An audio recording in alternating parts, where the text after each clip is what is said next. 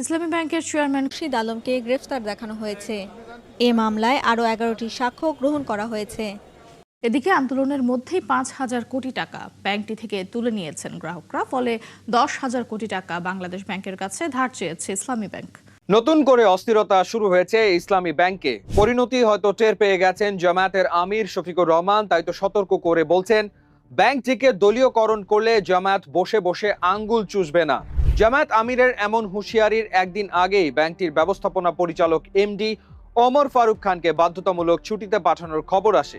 তার কয়েকদিন আগে ব্যাংকটির স্বতন্ত্র পরিচালক ও নির্বাহী কমিটির চেয়ারম্যান মোহাম্মদ আব্দুল জলিলকে অপসারণ করা হয়।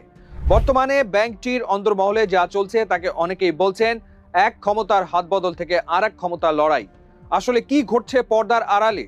এস আলম কি আবারও ফিরছে ইসলামী ব্যাংকে? থেকে বোঝার বাকি নেই, মাননীয় প্রধানমন্ত্রী আপনি তো কথা বলতে পারেন না, আপনি শান্ত, আপনি ওয়াইফকে নিয়ে আস্তে আস্তে গাড়ি চালান, বুঝান আমি ভালো মানুষ, আপনি আস্তে আস্তে ভদ্র ভদ্র কথা বলেন, আমরাও বুঝি ভালো মানুষ। ভালো ব্যবহার দিয়ে কি হবে যদি আমার কাজে ভালো না থাকে? এবার তারেক রহমান সরকারের ব্যাংক দখলের খেল খতম করতে একজোট হয়ে কোমর বেঁধে মাঠে নেমেছেন ব্যারিস্টার রুমিন ফারহানা ও ডক্টর শফিকুর রহমান। দেশের সবচেয়ে বড় আর্থিক প্রতিষ্ঠান ইসলামী ব্যাংককে লুটেরাদের হাত থেকে বাঁচাতে যেন শক্ত ঢাল হয়ে দাঁড়িয়েছেন তারা। পর্দার আড়ালে চলতে থাকা নোংরা ষড়যন্ত্র আর রাতের আধারে ব্যাংক গিলে খাওয়ার মিশন এখন পুরোপুরি ফাঁস। খোদ সরকারি দলের ভেতর থেকে বাঘিনী রুমিন ফারহানা কড়া হুঙ্কার, আর বাহিরে থেকে জামায়াতে আমিরের চরম আল্টিমেটাম। রীতিমতো থরথর করে কাঁপছে তারেক রহমানের গলায়। প্রশ্ন উঠেছে, কি এমন ভয়ঙ্কর ঘটনা ঘটেছে ইসলামী ব্যাংকের ভেতরে? কেন এই ঐতিহ্যবাহী ব্যাংক নিয়ে এমন নোংরা খেলায় বেঁধেছে লুটেরা সিন্ডিকেট? সাধারণ গ্রাহকদের ঘাম ঝরানো হাজার হাজার কোটি টাকা গিলে খেতে কারা পেতেছে এই ভয়ঙ্কর ফাঁদ? ইসলামী ব্যাংক বাংলাদেশ বেসরকারি ব্যাংকের মধ্যে সবচেয়ে ভালো একটি ব্যাংক। যেহেতু এই ব্যাংকটি ইসলামী শরিয়া অনুযায়ী চলে, তাই গ্রাহকের একটি পূর্ণ আস্থা রয়েছে এই ব্যাংকের প্রতি। বিগত আওয়ামী লীগ আমলে এই ব্যাংকটিকে শেখ হাসিনা এস আলম গ্রুপের হাতে তুলে দেয়। তারপর থেকেই এই ব্যাংকটির আর্থিক অবস্থা একেবারেই ভেঙে পড়ে। তারপর অন্তর্বর্তী সরকার এসে এই ব্যাংককে আবার পুনরায় উজ্জীবিত করে। তবে বর্তমান সরকার আবারও নতুন করে একটি পায়তারা করে যাচ্ছে এই ব্যাংককে ধ্বংস করার জন্য। বর্তমান চেয়ারম্যানকে স্বেচ্ছায় অবসরে পাঠিয়ে নতুন চেয়ারম্যান নিয়োগ দিতে যাচ্ছে এই সরকার। নতুন চেয়ারম্যান হলো খুরশিদ আলম। তবে গ্রাহকরা ইতিমধ্যেই বুঝে ফেলেছে যে আওয়ামী লীগ যে পথে হাঁটছে, বিএনপি একই পথে হেঁটে এই ইসলামী ব্যাংককে আবার ধ্বংস করে দিবে। তাদের গ্রাহকের আস্থা আগের মতো নেই বিদেই হাজার হাজার কোটি টাকা গ্রাহকরা এই ইসলামী ব্যাংক থেকে তুলে নিয়ে যাচ্ছে। প্রিয় দর্শক, ইতিমধ্যে আপনারা ভিডিওর কিছু অংশবিশেষ দেখেছেন।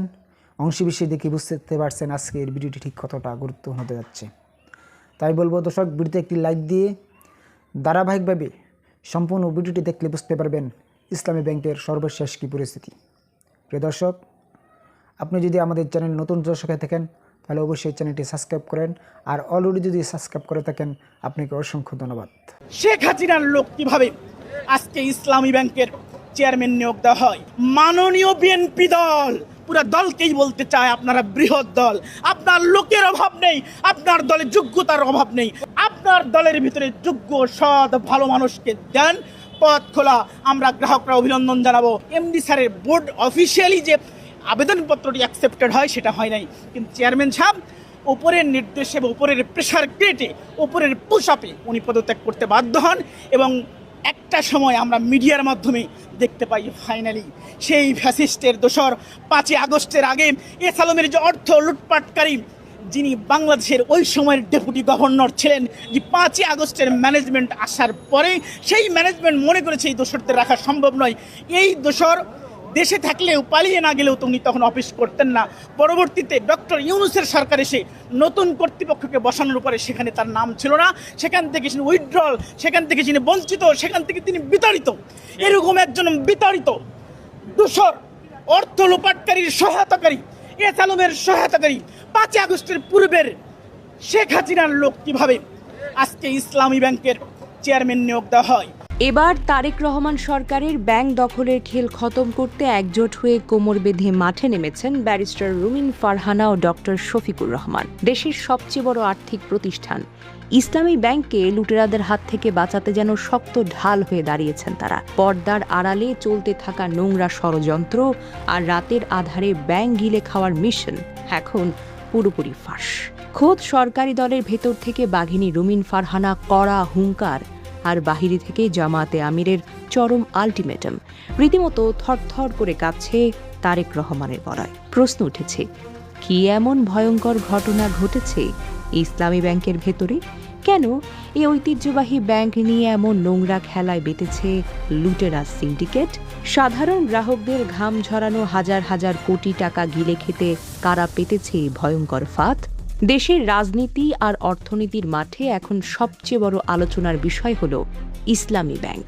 সাধারণ খেটে খাওয়া মানুষের কষ্টের জমানো টাকা নিয়ে ছিনিমিনি খেলার এক মহোৎসব চলছে চারপাশে।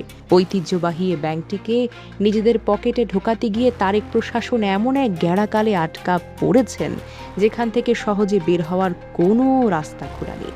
দিনে দুপুরে এমন পুকুর চুরির চিত্র দেখে সাধারণ গ্রাহক থেকে শুরু করে ব্যাংকের কর্মকর্তা কর্মচারীরা পর্যন্ত পথে নেমে আসতে বাধ্য হয়েছেন। টিয়ার গ্যাস, পুলিশের চোখরাঙানিকে বুড়ো আঙুল দেখিয়ে এই প্রতিবাদী মানুষগুলো মাটি কামড়ে পড়ে আছেন শুধু অধিকার আদায়ের জন্য।